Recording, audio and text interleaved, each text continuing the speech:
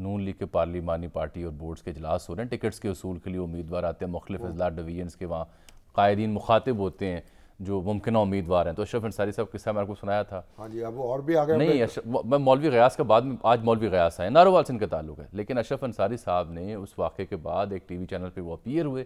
ان کا جی میں تو سورہ آل عمران کی تلاوت کر رہا تھا، میں تو فلاں بات کرنا چاہ رہا تھا اور مجھے سنا نہیں جا رہا تھا، مجھے کہا گیا تھا بیٹھیں یہ کیا گفتگو آپ کر رہے ہیں. حالانکہ گفتگو جو ہوئی میں نے آپ کو کل رپورٹ کر دی جس کی وہ شاہدین تھے. مولوی غیاث الدین ناروال سے، بڑے دلچسپ شخصیت، کبھی موٹر بائک پہ بھی پنجاب اسمبلی آیا کرتے تھے، آپ کو یاد ہوگا.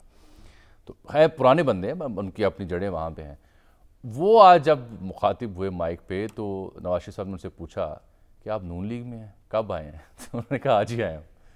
تو پھر ان کی جو وابستگیاں تھیں، جیسے انہوں نے نون لیگ کو چھوڑا اور پی ٹی آئی کے ساتھ نشاط ڈاہا وغیرہ جو 5 رکنی ایک گروپ بنا تھا اس کے سنگ ہو لیے، پھر دوبارہ حمزہ صاحب کے ہاں رجوع کیا، آپ ٹکٹ لینے آگے. تو انہوں نے کہا جی حالات و واقعات ایسے تھے کہ نون لیگ چھوڑنی پڑی. تو ان کی گفتگو کے دوران بھی وہاں پہ بیٹھے لیگی لوگوں نے ہوٹنگ کی، نعرے بازی کی. آپ کو پتہ پی ٹی آئی کے جو ارکان اسمبلی تھے پنجاب اسمبلی کے، ان کو توڑا گیا، ان کی وفاداریاں جو ہیں تبدیل کی گئیں، اور پھر حکومت ختم ہوئی، پرویز الہی کی حکومت ختم ہوئی. اور اس کے بعد سپریم کورٹ نے یہ فیصلہ دے دیا کہ وہ جو ارکان وفاداری بدلیں گے نا ان کے ووٹ گنے ہی نہیں جائیں گے. نہیں گنیں گے. آج تک اس پہ تبرہ ہوتا ہے، اس انٹرپریٹیشن پہ. تو بات یہ ہے کہ کیا کہوں میں، جب آپ کو ضرورت پڑتی ہے آپ وفاداریاں حاصل کر لیتے ہیں، تبدیل کر دیتے ہیں لوگوں کی. ان کو بھی تو کوئی، ان کو ٹکٹ دیے نا. پھر جن لوگوں نے پی ٹی آئی کے لوگوں نے وفاداریاں تبدیل کی، ٹکٹس ملے تھے، مسلم لیگ نے ٹکٹ دیے، 20 ضمنی انتخابات ہار گئے. ان کے ساتھ کیا ہوا؟ ہارے نا. پھر بالکل ہارے، بری طرح سے ہارے. لیکن یہ ایکسرسائز تو ہوئی نا. بالکل ہوئی، مجبوراً آپ کو ان کو ٹکٹس دینے پڑے، اپنے بندے بٹھانے پڑے. جو لیگی کینڈیڈیٹس تھے وہ گھروں میں بیٹھے. مجبوری کیا تھی؟ اور کسے دیتے؟ آپ پارٹی، آپ نو کانفیڈنس پیش کرتے. انہوں نے ووٹ دیا. مجبوری تھی. مجبوری تھی سر. ابھی بھی آپ دیکھیں راجہ ریاض صاحب لگے بیٹھے ہوتے ہیں نا. نہیں وہ بھی، وہ تو طلال چودھری کے ساتھ بھی لگتا ہے ٹکٹ کے معاملے پہ تقریباً ہاتھ ہو گیا ہے، اور دانیال عزیز صاحب کے ساتھ. ہمارے ہاں ہم ہاتھی کے دانت ہیں بیچتے، کھانے کے اور ہوتے ہیں، دکھانے کے اور. اچھا ایک سوال ہے میرا آپ سے، یہ جو چاہے مولوی غیاث الدین صاحب ہوں یا اشرف انصاری صاحب یا دیگر ایسے عناصر کسی اور پارٹی میں بھی اگر ہوں تو جب واپس آئیں ٹکٹ دینی چاہیے؟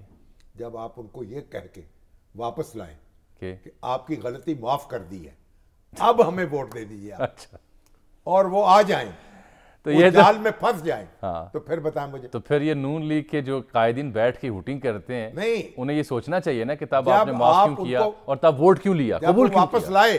واپس لائے نا ان کو، واپس لائے تو ان کو یہ تسلی دی. نہیں، واپس لا کے پریس کانفرنس کی تھی، کہا کہ ہمارے ساتھ ہیں. ایک ہمارے وہ جمیل شرک صاحب تھے، جلیل شرک پوری، وہ بھی واپس آ گئے تھے. بھائی بات یہ ہے جب آپ واپس لائیں گے پھر بیچارے وہ آپ کے کہنے سے ووٹ دیں گے تو ٹکٹ تو مانگیں گے، پھر آپ ٹکٹ تو مانگیں گے، تو پھر آپ ووٹنگ نہیں کر سکتے. پھر آپ کیا کہیں؟ پھر کچھ تو تسلی دیں ان کو. کچھ ایسے وہ، یہ سوال بالخصوص اس لیے میں نے آپ کے سامنے رکھا تھا. وہ ماسٹر تارا سنگھ تھے نا، انہوں نے مرن برت رکھا تھا وہ سکھوں کے تحریک میں جی، اور وہ مرن برت توڑ دیا بیچ میں. تو ان کو سزا دی کہ آپ یہاں بیٹھ کے جوتے صاف کریں گے اور برتن صاف کریں گے گردوارے میں، امرتسر میں. یہ ان کو سزا ملی. تو کوئی ایسی سزا ان کو بھی دے دیں کیا کہ وہاں کوئی بھائی 2 دن کے لیے آپ جوتے ووتے صاف کریں گے لوگوں کے، وہاں باہر گیٹ پہ بیٹھیں گے. سر اصل میں وہ بہلا پھسلا کے آپ ان کو واپس لاتے ہیں. آپ مجھ سے پالش کروانا چاہ رہے ہیں، یعنی وہ سبز باغ دکھاتے ہیں، وہ پالش کہیں اور کرنا چاہتے ہیں. بہرحال اس کے بعد مجھے بریک لینے دیں. ان کی زندگی پالش کرتے گزر گئی، سر وہ کہیں اور پالش کرتے ہیں، کبھی دوسرے بوٹ کو. کیا کریں؟ ایک بریک سر، بس کریں بس.